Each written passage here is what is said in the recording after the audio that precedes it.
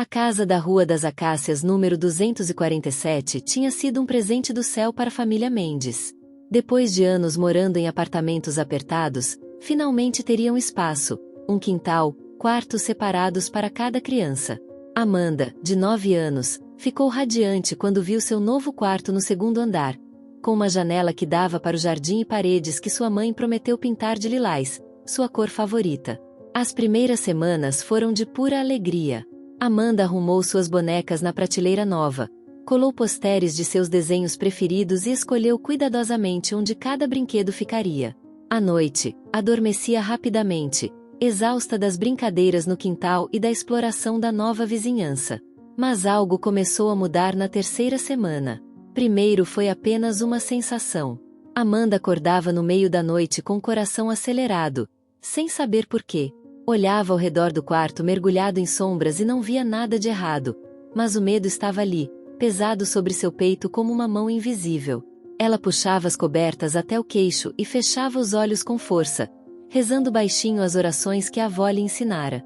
O sono voltava, mas inquieto, pontuado por sonhos confusos que ela não conseguia lembrar ao acordar. Na segunda semana desse desconforto noturno, Amanda começou a evitar ir para o quarto. Inventava desculpas para ficar na sala até mais tarde, ajudava a mãe na cozinha mesmo quando não era necessário, pedia para assistir mais um episódio, mais um capítulo de qualquer coisa. Márcia, sua mãe, notou mas atribuiu a empolgação com a casa nova. Quando finalmente subia as escadas, Amanda subia devagar, seus pés pequenos arrastando nos degraus como se carregasse correntes invisíveis. O medo se intensificou. Não era mais apenas uma sensação vaga ao acordar. Agora Amanda sentia algo no momento exato em que apagava a luz.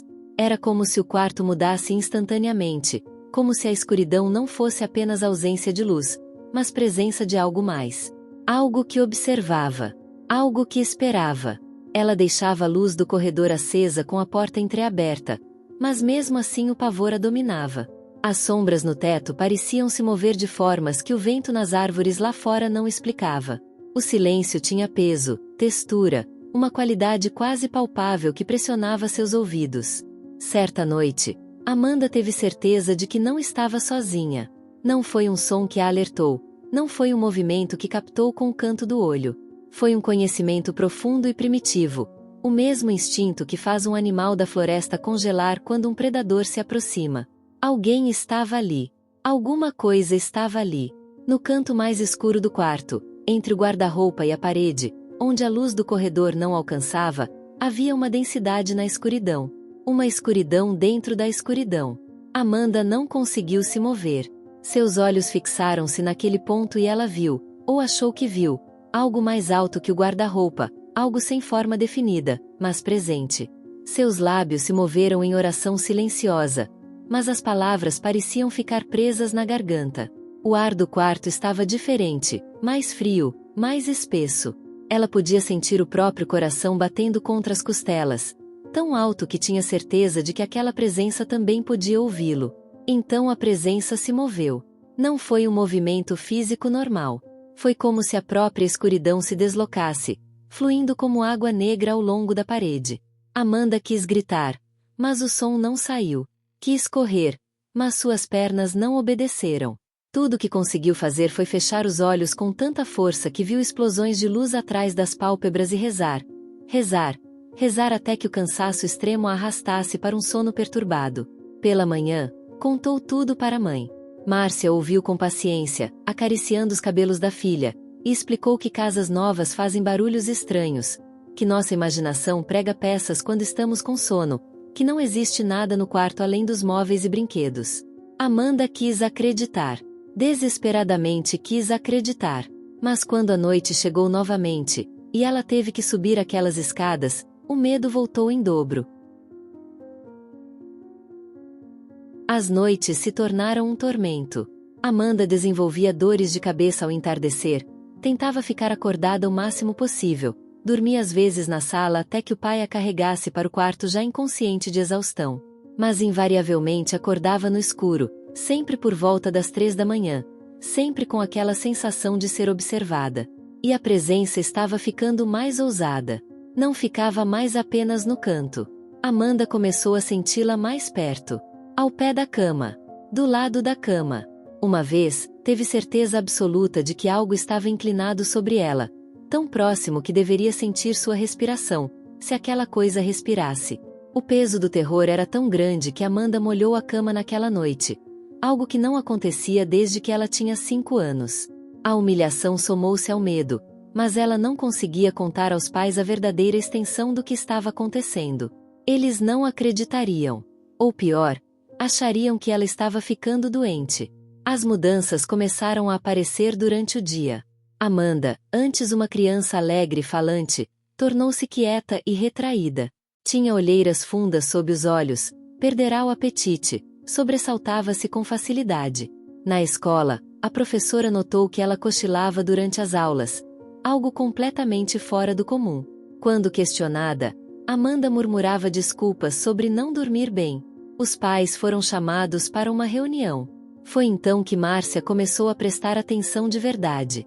Observou a filha com mais cuidado, notou o pavor genuíno em seus olhos quando o relógio marcava a hora de dormir. Percebeu como ela se agarrava à soleira da porta antes de entrar no quarto. Uma noite, decidiu investigar. Enquanto Amanda dormia, um sono inquieto pontuado por gemidos baixos, Márcia sentou-se numa cadeira no corredor, de onde podia ver a entrada do quarto da filha através da porta entreaberta.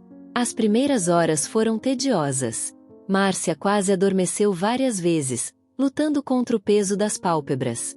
Mas algo a mantinha alerta, um desconforto inexplicável no fundo da mente. Então, por volta das 3 da manhã, sentiu uma mudança na atmosfera, sutil mas inegável. A temperatura caiu perceptivelmente. O ar pareceu ficar mais denso. E então ouviu um som que lhe gelou o sangue. Não era bem um som. Era mais como uma ausência de som, um vácuo que sugava o silêncio normal da noite e deixava algo mais pesado em seu lugar. Márcia se levantou devagar, seu coração disparando. Aproximou-se da porta do quarto de Amanda e olhou para dentro. O que viu a fez recuar instintivamente. Havia algo errado com as sombras no quarto. Elas não se comportavam como sombras deveriam. Moviam-se independentemente, confluindo para um ponto específico perto da cama onde Amanda dormia. E naquele ponto, Márcia viu uma forma. Não era sólida, não tinha contornos claros, mas estava ali. Uma presença alta e encurvada, debruçada sobre sua filha. Márcia acendeu a luz do corredor completamente. A forma pareceu recuar, desfazendo-se nas sombras normais que a luz criava, mas não antes que ela visse, ou sentisse, algo que a fez estremecer até os ossos. Aquilo, fosse o que fosse, estava se alimentando, não do corpo de Amanda, mas de algo mais fundamental. Seu medo. Sua vitalidade. Sua própria essência de criança. Amanda acordou com a luz mais forte, desorientada e assustada. Viu a mãe parada na porta, pálida como um fantasma, e começou a chorar. Não foram lágrimas de criança assustada. Foram lágrimas de alívio profundo e avassalador. Alguém finalmente tinha visto. Alguém finalmente sabia que ela não estava imaginando coisas. Mãe e filha se abraçaram no corredor. E Amanda contou tudo. Cada noite de terror, cada sensação de ser observada e caçada, cada momento em que sentiu aquela presença se aproximar mais e mais. Márcia ouviu, e desta vez não ofereceu explicações racionais. Ela também tinha sentido. Ela também tinha visto. E agora precisava proteger sua filha. Na manhã seguinte, Márcia começou a investigar. Primeiro conversou discretamente com os vizinhos, fazendo perguntas casuais sobre a casa, sua história, os antigos moradores. As respostas foram evasivas no começo. Ninguém queria ser o portador de más notícias para a família nova. Mas uma senhora idosa que morava 3 casas adiante, Dona Carmen, finalmente cedeu. A casa tinha histórico. Não um histórico documentado oficialmente, nada que aparecesse em registros de cartório ou jornais, mas o tipo de história que passa de boca em boca, que os moradores antigos conhecem mas preferem esquecer. 15 anos antes, uma menina havia morado naquele quarto. Júlia, de 8 anos. Era uma criança doce, mas nos últimos meses antes de sua morte, havia mudado drasticamente. Tornara-se assustada, retraída, recusava-se a dormir sozinha. Os pais atribuíram o comportamento à birra infantil, à busca por atenção. Insistiram que ela dormisse no próprio quarto. Uma manhã, encontraram Júlia morta na cama. O laudo oficial disse morte súbita infantil, um diagnóstico vago que não explicava como uma criança de 8 anos, saudável, simplesmente parava de viver durante a noite. A família se mudou imediatamente. A casa ficou vazia por anos. Depois foi vendida para outra família que durou apenas 6 meses antes de partir sem explicações. Márcia ouviu a história com o estômago embrulhado. Perguntou sobre o quarto. Dona Carmen confirmou com um aceno sombrio. Era o mesmo quarto. Sempre o mesmo quarto. Armada com essa informação, Márcia tomou medidas. Primeiro, Amanda dormiria no quarto dos irmãos mais novos até que algo fosse resolvido. A menina chorou de alívio. Depois, Márcia procurou ajuda. Não sabia exatamente onde encontrar, mas começou pela igreja da paróquia. O padre Augusto era um homem de meia-idade, cético por natureza, mas concordou em visitar a casa depois de ouvir a descrição de Márcia. Quando o padre entrou no quarto de Amanda, sua expressão mudou imediatamente. Ele sentiu. Márcia viu em seus olhos. O padre fez o sinal da cruz, murmurando uma oração, e caminhou lentamente pelo cômodo. Parou no mesmo canto onde Amanda sempre sentia a presença mais forte. Ficou ali parado por um longo momento, e quando se virou para Márcia, seu rosto estava grave. Algo habitava aquele espaço. Não era algo natural, não era residual. Era uma presença ativa, consciente, maligna. O padre tinha encontrado situações semelhantes apenas 2 vezes em 30 anos de sacerdócio. E ambas as vezes foi necessário mais que simples orações. Foi necessário um ritual formal de purificação, algo próximo a um exorcismo, mas direcionado ao local, não a uma pessoa. Os preparativos levaram 3 dias. O padre voltou com outro sacerdote mais velho, Padre Miguel, especialista em casos de opressão espiritual. Trouxeram água benta, óleo consagrado, incenso, crucifixos. A família foi instruída a permanecer fora da casa durante o ritual, mas Márcia insistiu em ficar. Precisava ver aquilo até o fim. O ritual começou ao anoitecer. Os padres fecharam todas as janelas do quarto, acenderam velas nos 4 cantos, formaram um círculo de sal em volta da cama. Começaram as orações em latim, palavras antigas com poder que transcendia seu significado literal. A princípio, nada aconteceu. Mas à medida que as orações se intensificavam, o quarto começou a mudar. A temperatura caiu drasticamente. Márcia podia ver a própria respiração no ar. As velas começaram a tremeluzir violentamente apesar de não haver vento. E então as sombras começaram a se mover. Não sutilmente, como faziam quando caçavam Amanda à noite, mas com ferocidade, arremetendo contra os padres como ondas negras. Padre Augusto cambaleou, mas Padre Miguel manteve-se firme, sua voz crescendo em volume e autoridade. A presença se manifestou completamente. Márcia a viu, não com os olhos físicos, mas com algo mais profundo. Era antiga e faminta. Alimentava-se de medo, particularmente o medo de crianças, um terror puro e desprotegido. Tinha estado naquela casa por décadas, talvez séculos. O quarto era seu território de caça, e resistia furiosamente contra os que tentavam expulsá-la. O confronto durou horas. Houve momentos em que Márcia achou que os padres não conseguiriam. A entidade era forte, enraizada profundamente naquele espaço. Mas os sacerdotes persistiram, despejando décadas de fé e experiência em cada palavra, cada gesto. Invocaram proteções divinas, ordenaram a presença a partir em nome de poderes superiores. Consagraram cada centímetro do quarto com água benta e óleo sagrado. Finalmente, perto da meia-noite, algo quebrou. Márcia sentiu como se uma membrana invisível se rasgasse. Houve um momento de tensão absoluta, como se o próprio ar fosse se partir. E então um estrondo silencioso que sacudiu a casa até os alicerces sem fazer barulho audível. As velas se apagaram todas de uma vez. As sombras pararam de se mover. E o ar, tão pesado e opressivo momentos antes, tornou-se subitamente leve. Padre Miguel acendeu a luz. O quarto parecia diferente, embora nada tivesse mudado fisicamente. Era como se um filtro sombrio tivesse sido removido. As cores pareciam mais vivas. O ar fluía livremente. O peso opressivo havia desaparecido completamente. Os padres completaram o ritual, abençoando o espaço final, selando contra qualquer retorno. Orientaram Márcia sobre orações de proteção, sobre manter objetos sagrados no quarto, sobre nunca permitir que o medo se estabelecesse novamente. Medo era o que alimentava aquela entidade. Medo era o que a atraíra inicialmente, provavelmente décadas atrás, quando algum trauma ocorrerá naquela casa. Amanda voltou a dormir em seu quarto uma semana depois. Estava nervosa, mas curiosamente também esperançosa. Na primeira noite, Márcia ficou acordada novamente no corredor, vigiando. Mas desta vez não houve mudança na temperatura, não houve sombra se movendo, não houve presença faminta espreitando nas trevas. Amanda dormiu tranquilamente pela primeira vez em meses. As noites seguintes confirmaram. O quarto estava limpo. Amanda voltou a ser a criança alegre de antes. As olheiras desapareceram, o apetite retornou, seu riso voltou a ecoar pela casa. Mas algo havia mudado nela permanentemente.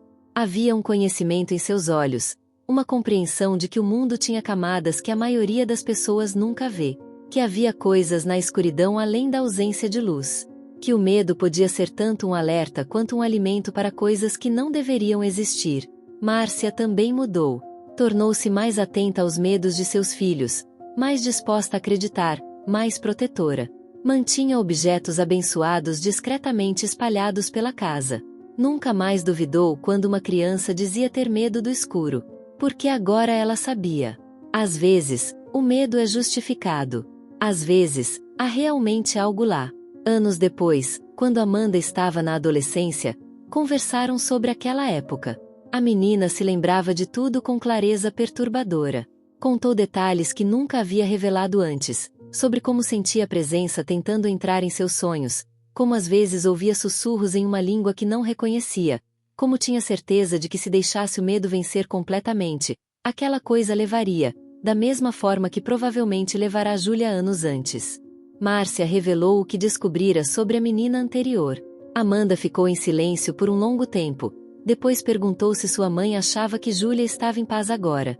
Márcia respondeu que esperava que sim.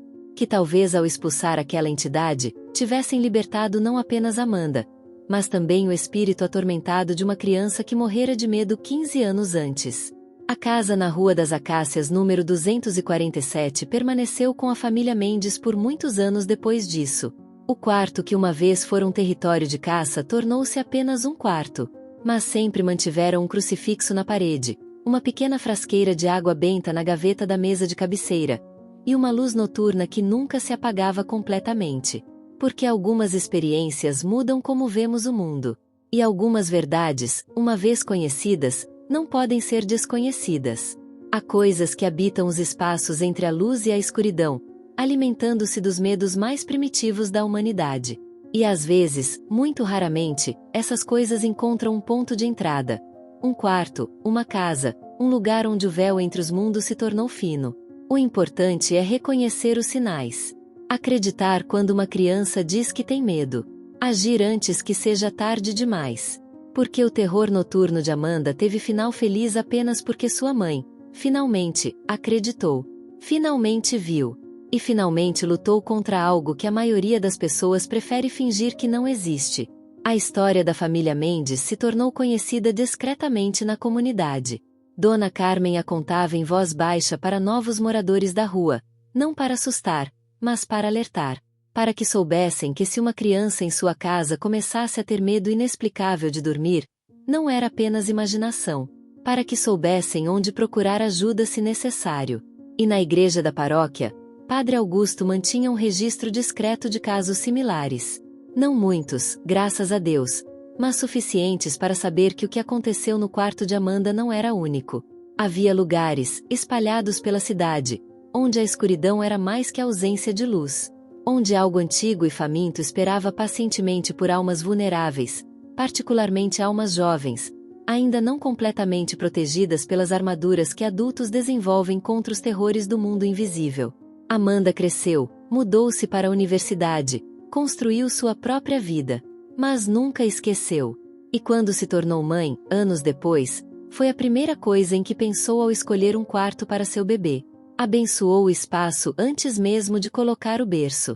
Manteve luzes noturnas, símbolos de proteção, orações diárias. E quando sua filha cresceu o suficiente para falar, Amanda prestava atenção total sempre que a menina mencionava medo do escuro. Porque ela sabia. Ela se lembrava. E carregaria para sempre a memória daquelas noites intermináveis, quando uma criança de 9 anos enfrentava sozinha algo que não deveria existir, mas existia. Algo que espreitava no canto mais escuro de seu quarto, crescendo mais forte a cada noite, alimentando-se de seu terror, aproximando-se lentamente para uma finalidade que não ousava imaginar. A história poderia ter terminado de forma muito diferente. Se Márcia tivesse continuado duvidando por mais algumas semanas. Se os padres não tivessem acreditado. Se a entidade tivesse se alimentado por mais tempo, crescido forte demais para ser expulsa. Amanda poderia ter se tornado apenas mais um nome no histórico sombrio daquela casa. Mais uma criança que morreu durante o sono sem explicação médica convincente. Mas não foi o que aconteceu. Desta vez, o amor venceu o medo. A fé venceu a escuridão. E uma menina foi salva de um destino que outros antes dela não conseguiram escapar.